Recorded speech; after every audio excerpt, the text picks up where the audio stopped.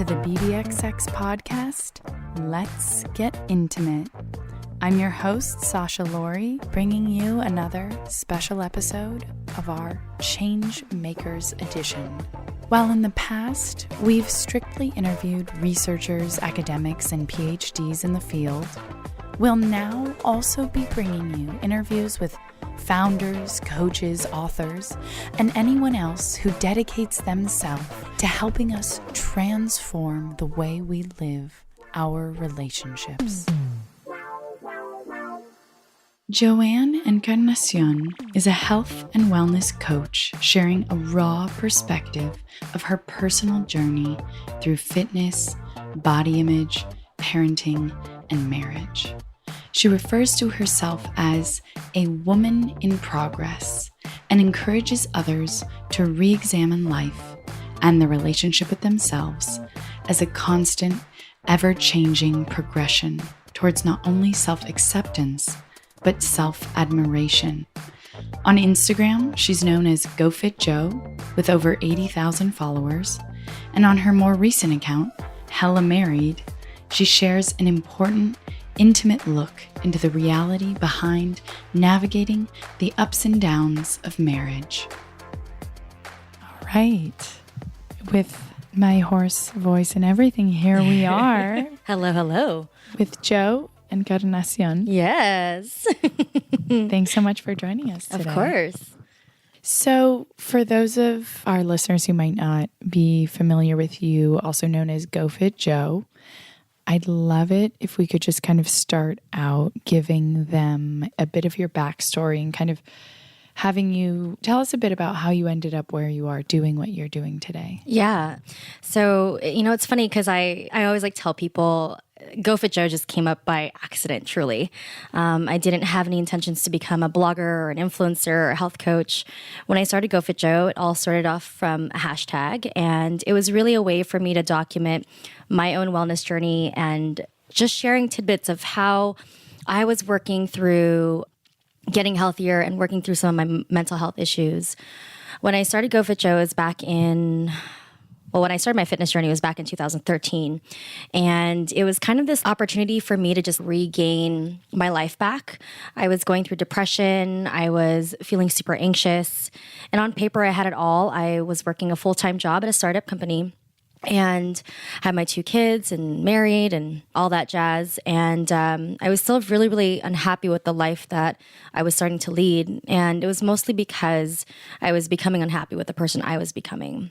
I was becoming super overwhelmed with work and out of shape. I hadn't worked out a day in my life, in my adult life. The last time I'd worked out was high school.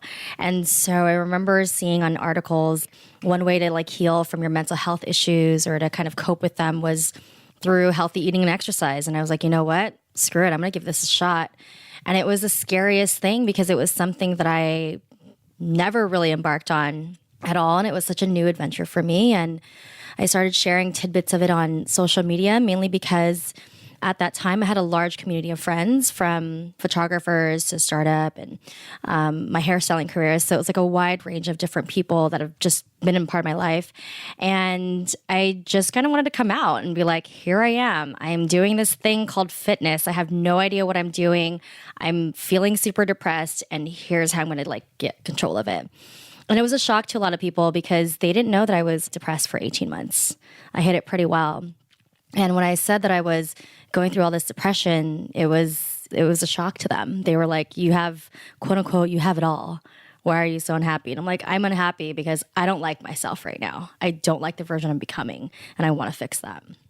So yeah, that's how that started. And I launched a blog in 2014, I believe. And that was just a way for me to get my writing out there and share more recipes and go more long form writing because Instagram is super short anyways.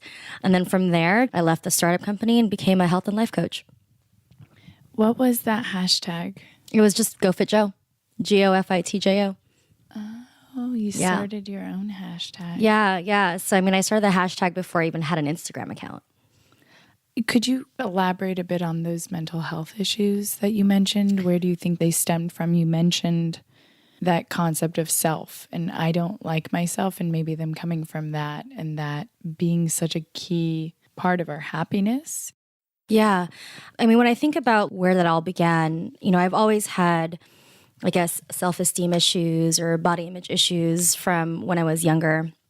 I had my first daughter at 21, and having her at 21, all you do as a young mom is focus on surviving, and you focus on raising your family, really.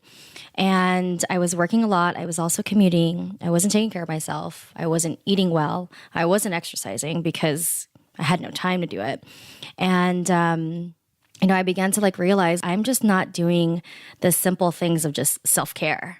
And self-care wasn't even a part of my language growing up. I mean, I'm Filipino American, first generation born here, and my family never really had any values on healthy eating or exercise. And so it wasn't something that I embodied in a young age. It was actually the last thing to do. A lot of times in the Filipino culture, we're taught that taking care of yourself or putting yourself first is a selfish act. And so it was just something that I was like, well, that's not what I'm going to do. I've got my family. I've got my marriage. I've got my job. I'm going to put all those things before me. And when I started hitting this point of depression in 2011 probably, because it lasted for about 18 months before I decided to get my shit together ultimately. I remember having the same feelings of depression that I had when I was 15. And I just was so scared of having to go back on antidepressants and anxiety meds because I just did not want that life anymore for myself, especially as a mom. I just didn't want to be numb to the feelings of my own emotions.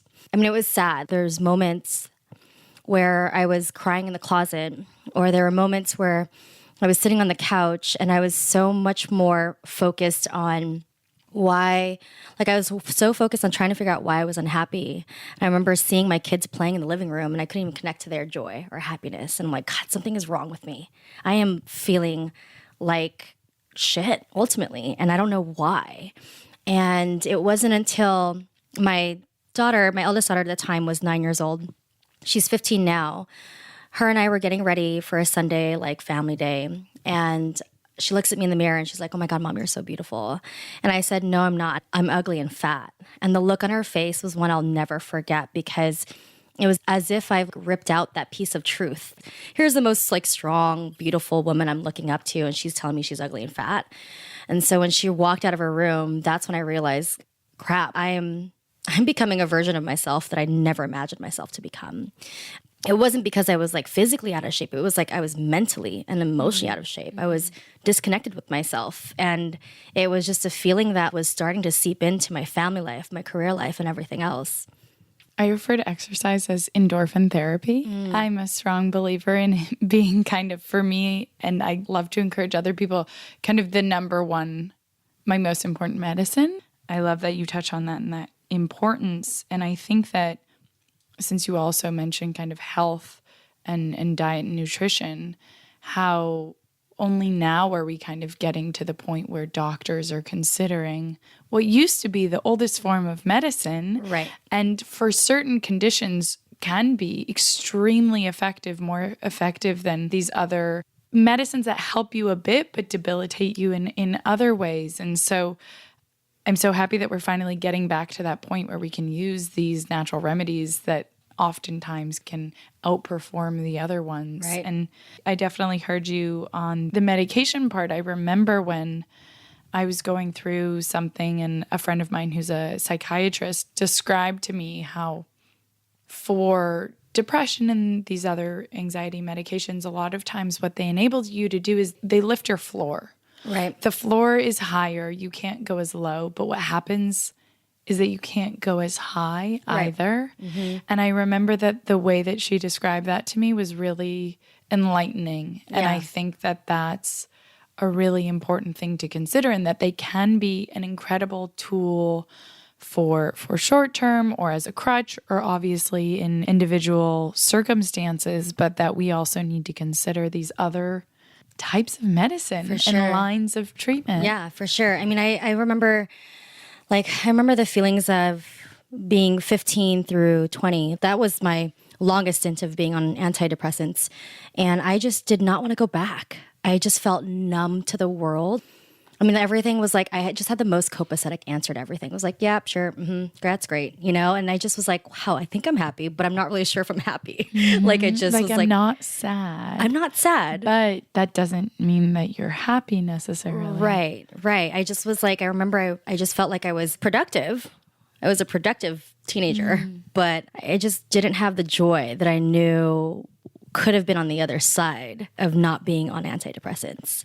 And I just did not want to go back to that, especially as a mom. You kind of mentioning that teenager, going back to your daughter who's now a teenager. Yeah.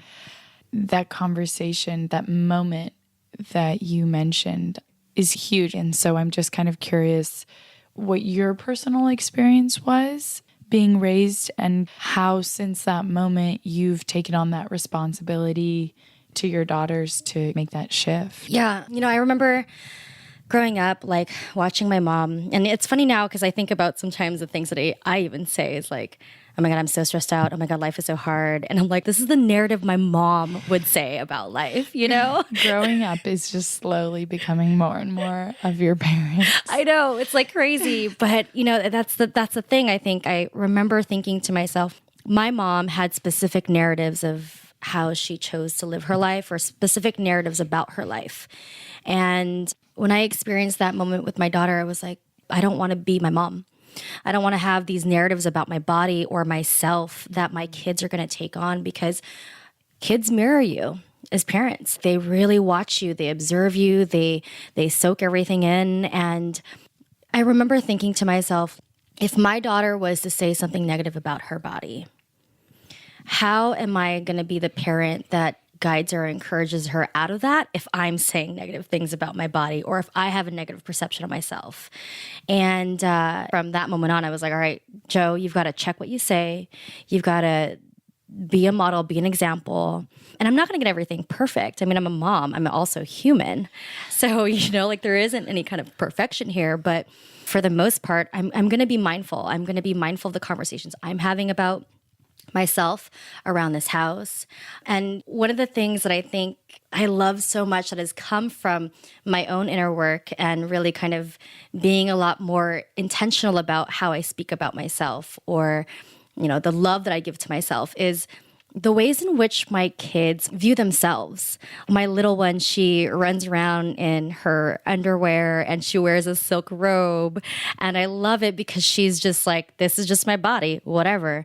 Or sometimes, I get ready naked and my daughters will walk in and I'm like completely butt naked and we're just having a conversation. And I think it's so beautiful because there's no body shame. There isn't like oh my God, I've got to cover myself up because what are my kids going to think? Part of me is like, well, they're going to have these body parts too. So I might as well just embrace it as I am so that they can know that they can embrace themselves as they are. My daughter now, she's 15.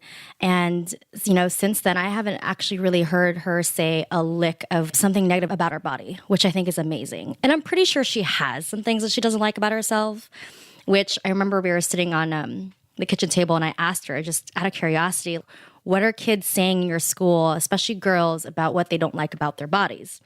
And she would tell me, obviously the weight and their hair, the freckles on their face. And I asked her, I said, what is it that you don't like about your body? Do you have something that you don't like? And she was like, well, I don't like my wrists.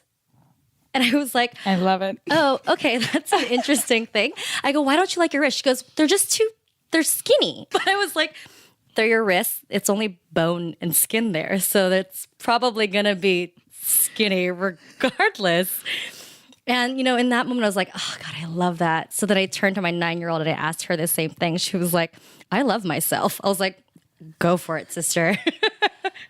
That is amazing. Yeah. That's truly special. Leading up to this conversation about body positivity and body image, especially kind of in youth, and I thought back to, I feel very lucky that I've surrounded myself by people who have very healthy body images and very healthy relationship with food, probably partially due to the fact that I was an athlete for most of my life and through college. But I do think back to people that I knew in middle school, and I remember very clearly a couple friends who had a very much not healthy relationship with food, and that's at 12 to 14 years old. Yeah. And I just try and imagine now if somebody who was 12 to 14 years old told me that I'd be like, get out, get away from them, don't talk to them. Yeah, like, give me their number. I'm going to call them. Yeah. We're going to have a little sit down chat. But that's the reality is that this can kind of seep into our culture and our subconscious and design and define the way that we use language and the way that we talk about other people and therefore the way that we talk about ourselves. And so is kind of something that is never too early to start dealing with. And a lot of it actually is shaped early on and just becomes harder to make changes later on. Yeah. I mean, I remember like one of the things that I do with my life coaching clients, especially when it relates to like body image, is I always ask them, when is the first time that somebody had told you that your body was either different or there was something that was unlikable about your body? Mm-hmm. When did somebody point that out the first time that you had something negative about your body? And, the funny thing is probably about 75% of them will tell me it happens in the home. By, another female figure in their life or just some kind of parent. And, I have to say, like, that was the same experience for me. And I remember thinking, well, my parents don't know any better. They grew up in a world and a culture and a generation where the body ideals were only maybe like a handful of what was beautiful and what was the ideal body type. And we're so lucky now to be in a culture and a society where we're actually seeing a lot more body diversity, different skin color, different shapes. And it gives everybody an opportunity to kind of walk through the door of learning how to love themselves. They have more access to seeing more people who look like them, which I think is beautiful. But yeah, I mean, I remember a lot of my clients, they've dealt with those narratives from when they were a child. For the parents listening out there, just be mindful about what you say because they will affect people. As you mentioned that you can't be what you can't see, and today we're fortunate enough to have more representation and a very different movement in the body space than we've had in the past, decades. I don't even know. There were some pretty great ones back, and you always see the paintings and the statues from before, and you're like, what happened to this? Where did we go wrong? But going off of that, I'd love to know if you would consider media in general, but more focused towards social media, as more beneficial or more damaging? That's a tough question. I think it can be both, depending on what you digest and consume as a person. There are still a lot of real people out there sharing their real lives and the intricacies of their lives and the intimate details, which to me, I'm like, you know what? If there are those people out there modeling real life, then subscribe to that. If there are people who are making you feel like crap about yourself because maybe their lives look a little bit more curated and superficial, those are people that you don't want to follow. So I think it's twofold. I think the reason why maybe my approach or perspective on social media is a little bit more unique is because I don't have so much emotional ties to it, even though I'm on social media. I always just kind of remind myself that I know I'm posting about my day-to-day highlight reel, REAL. So if I'm highlighting the reel, then I'm hoping that people will also be highlighting the reel, and that's what I'm getting back. And I also think too, I don't know, I still think of social media as what it's traditionally used for. It's media where we get social with and we're having conversations. And we should be stemming up conversations that can create change if that's what we want. So didn't really quite answer that, but I think it's I think it could be good or bad, really depending on how we see it. And I think one of the challenges is as a person consuming on social media, you really just have to be mindful of what you're consuming. That's it. That's all that we can do. Yeah, I would wonder if you might have any advice for people as to what a healthy versus unhealthy relationship might be with media and how to navigate that and check yourself. I mean, one of the biggest things that I would say is if it's not making you feel good, if you're scrolling through your social media and all of a sudden it's triggering some sort of negative reaction to you, then get off of it or unfollow those people or don't follow those people at all. Because clearly that is creating some sort of reaction within yourself and your body that isn't beneficial to you. So those are things that I'm always telling people, go through your feed, unfollow a bunch of people. If it's creating a negative reaction to you, you shouldn't be doing it. Just like anything you put in your life, there is going to be toxic relationships that you might develop in your life, and you can have a toxic relationship with social media too. That's the one thing to kind of keep in mind. And then, if there are things that are making you feel good or if there are media that you're loving to digest, then those are definitely things that you want to keep in your feed because it's something positive for you. I think the other part of knowing when you don't have a healthy relationship is checking your screen time. As silly as that is, it's so beneficial. And there are times where, as a mom of like a teenager, I have definitely looked at her screen time and I'm like, girl, you're on your social media networking apps for like 20 hours, 30 hours a week.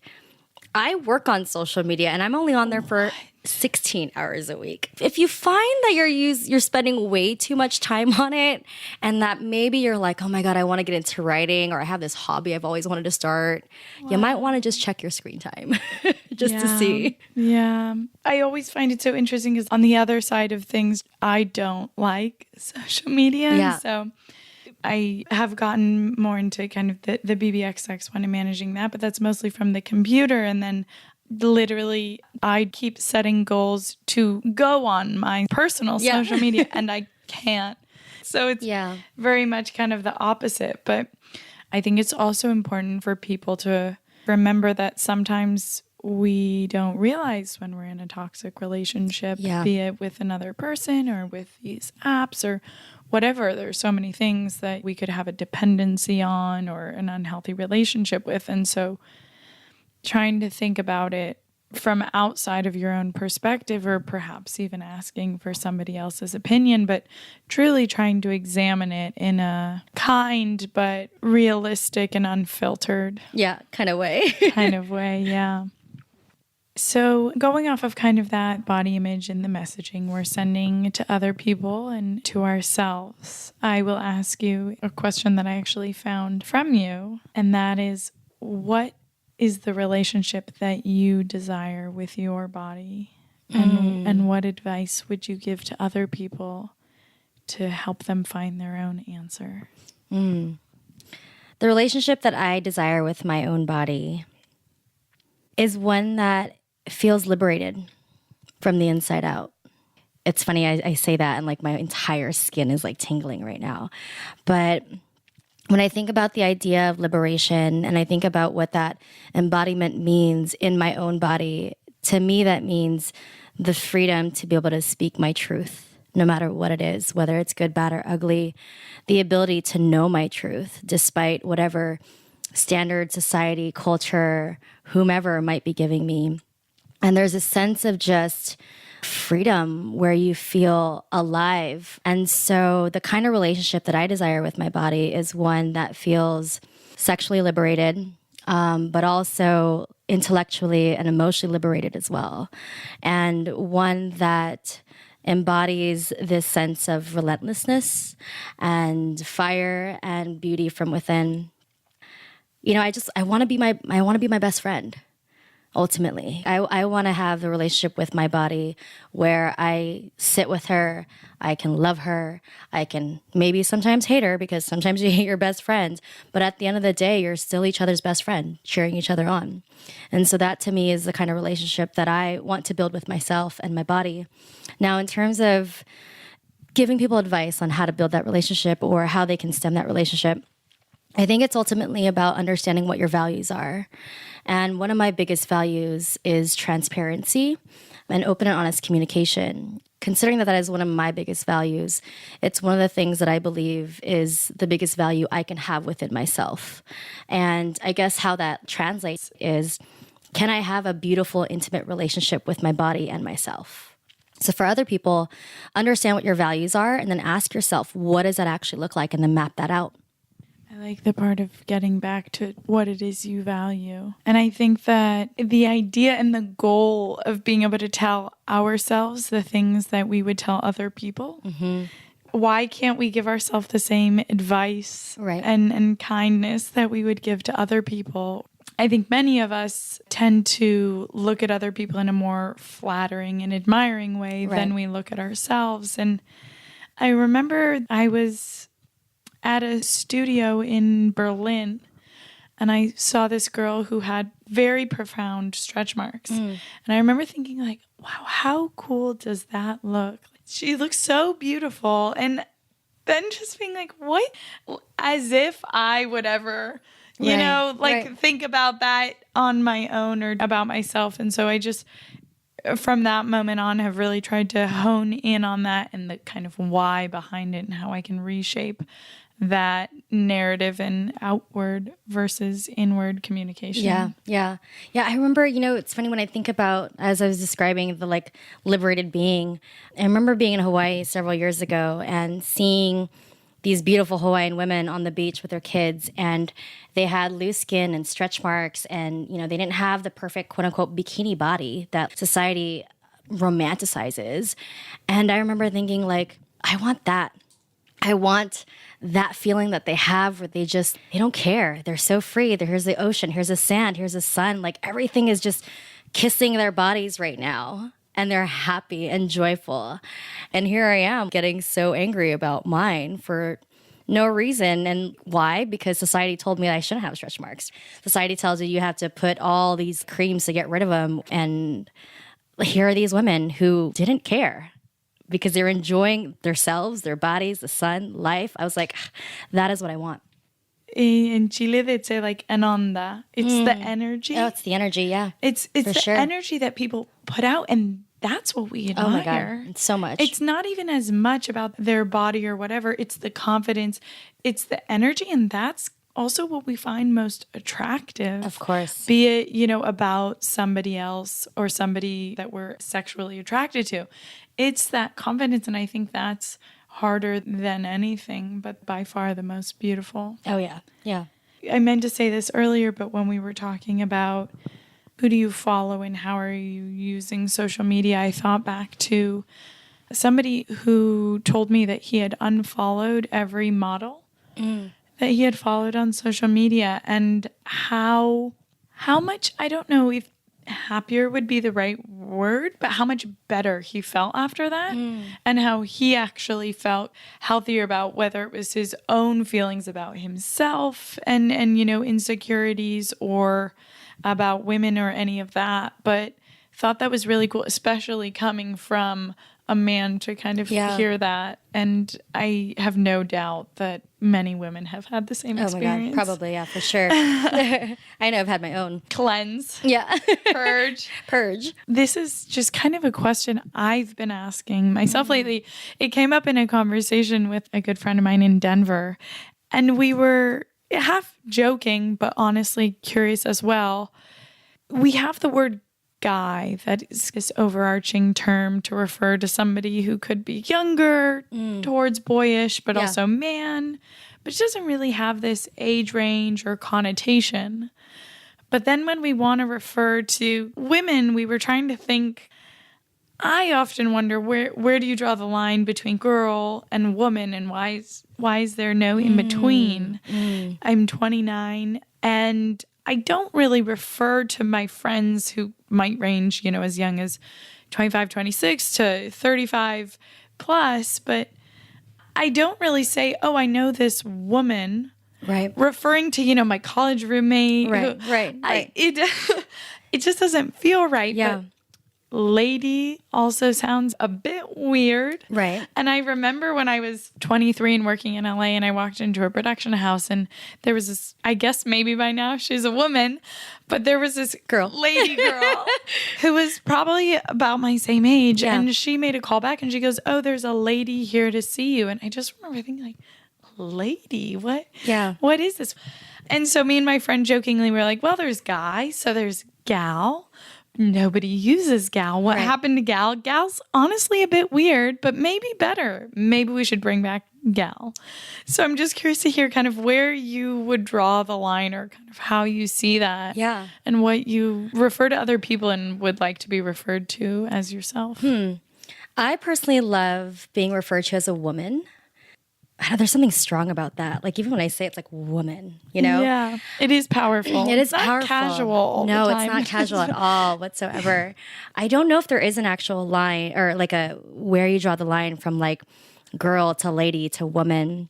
I remember though, I guess the moment that I felt the most quote unquote woman like and stepped into my womanhood actually was when I was nursing my second daughter. And I remember this feeling that I just was like, oh my God, I've got curves post like babies. Not that like, womanhood has to be defined by like a physical appearance per se, but there was this feeling that I had a deeper purpose than myself in my life. And somehow that moment I remember like, damn, I'm a woman. And it's funny because I had my first daughter at 21, and so I was definitely a girl with a baby. Like, that's how I saw myself. Right. Was a girl with a baby. Right.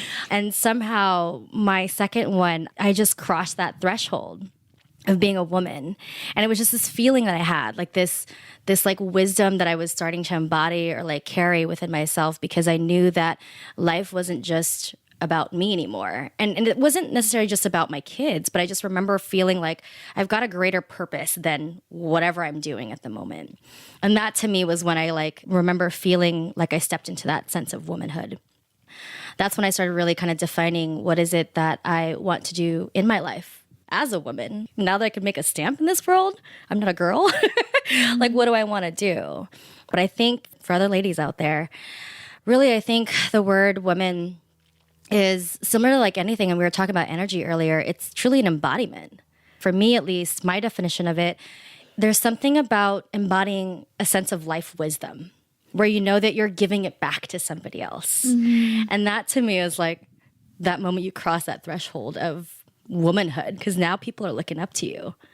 And you're like, whoa, I've gotten wise. I love that kind of way you put it, as having that purpose beyond yourself. And one of the questions I was actually going to ask you is, what is your definition of being a woman, and how would it be any different, if it would, from being a human?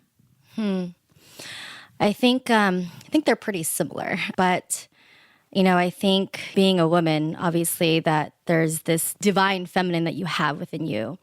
And, I also believe in the divine masculine and the divine feminine in both male and female energies. But there's something about, if you feel like a woman, the divine feminine is strong in you. And as far as like being a human, I actually think they're pretty much identical, and I think human, woman, man, those are all labels. It's ultimately how you want to embody that sense of who you are. And ultimately, we're just, spiritual beings living a human body experience, right? Well, thanks so much for joining us today.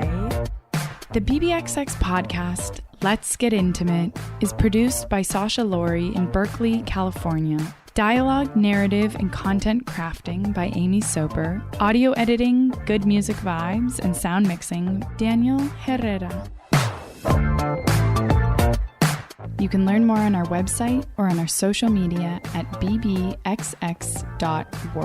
And if you believe in what we're doing, please do help spread the love by sharing this with someone you care about. Until next time.